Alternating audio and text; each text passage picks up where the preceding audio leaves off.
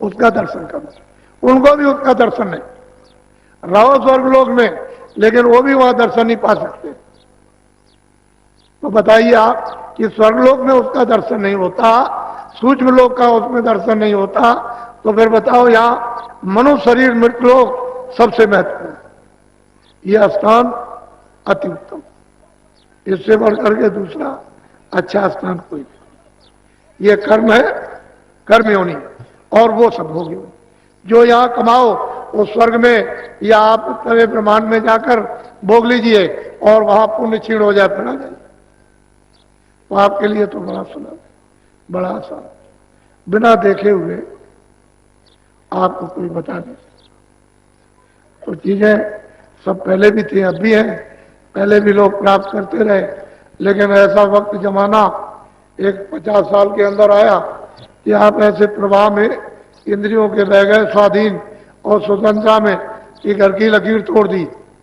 बच्चों ने, देवियों ने, पुरुषों, समाज की तोड़ दी, जातियों की तोड़ दी, धर्म की तोड़ दी, राजपाट की तोड़ दी, सबकी लकीर।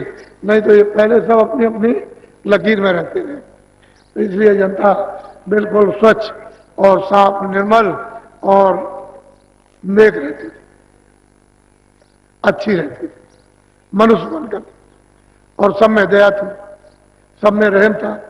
लेकिन अब तो ये बात सब खत्म हो गई। तो थोड़ा पहले सत्संग सुन लीजिए आप।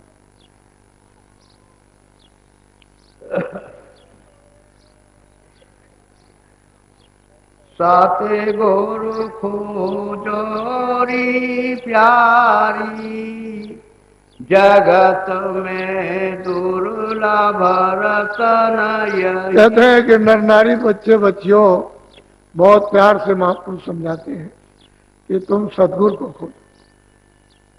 ये मानव तन रतन है और किसी काम का नहीं।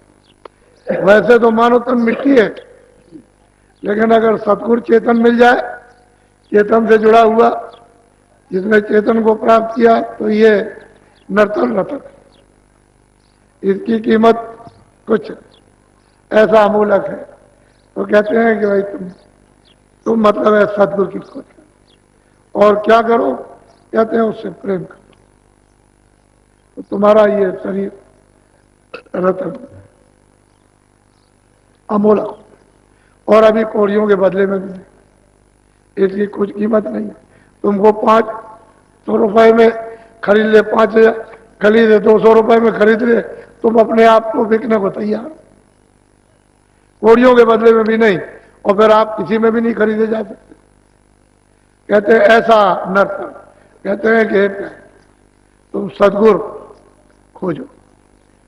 ये दुर्लभ मानव शरीर, ये रतन है, इसको बेकार आप मत जाने दो। इसी में बैठ के प्रभु मिलता है, और वही सर्व संपत्ति है, वही सर्वधन है, सर्व सुख है, वही सर्व भंडार है, वही ज्ञान का है।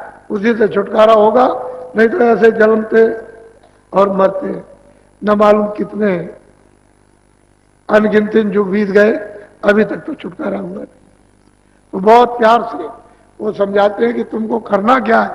पहले सदगुरु की खोज, कहीं मिले, मुसलमान में मिल जाए तो मिल जाए, काला हो, सांवला हो, जैसा हो वो मिलना चाहिए। तुम उसको काला सांवला जात पात का मत हो।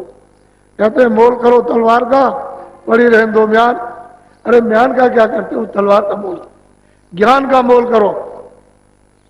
अरे वो खोल का क्या करते हो, जो काला है, सांवला है, गोरा है, ये सफेद है, ये ऐसा है, वैसा है, कोई गेरू है, कोई लाल है, कोई पीला है, कोई सफेद है, कुछ नहीं।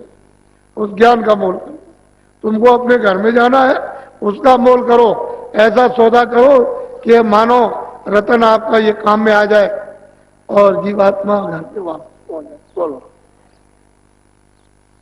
जिन पर मेहर दया सते गुरु की, उनको दरस दई। कहते जिन पर सतगुरु की दया मेहर दया दृष्टि है, उनको तो दर्शन मिलेगा ही, मिलता है, मिलेगा।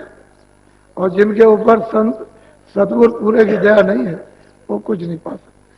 वो ये रतन शरीर हाथ से चला जाएगा, आखिर किनारे पर आ गए हो। किसी का 2 बरस, किसी का 10 बरस, किसी का 5 बरस, किसी का 20 बरस। जिस दिन से तुम माँ के गर्भ से बाहर निकले हो उसी दिन से आयु घटने लगी। जैसे ही सूरत माँ के पेट में 5 महीने जब पिंड बन गया और छोड़ी, उसमें बैठा थी, बस आयु घटना शुरू हो गया। उसी दिन से गर्भ से ही आयु घटने लगी।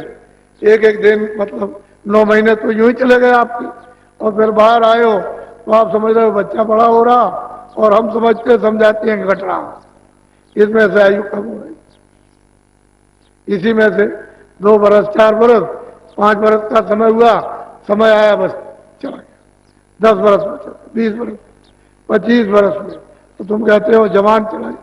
अरे जवान नहीं गया, उसका समय इतना ही था। जब वो उसकी अवस्था पूरी हो गई, श्वासों की पूंजी खत्म हो गई, तो उसने जीवात्मा को निकाल के बाहर कर दिया। तुमको तो उसी समय में रहने में अपना काम करना चाहिए था।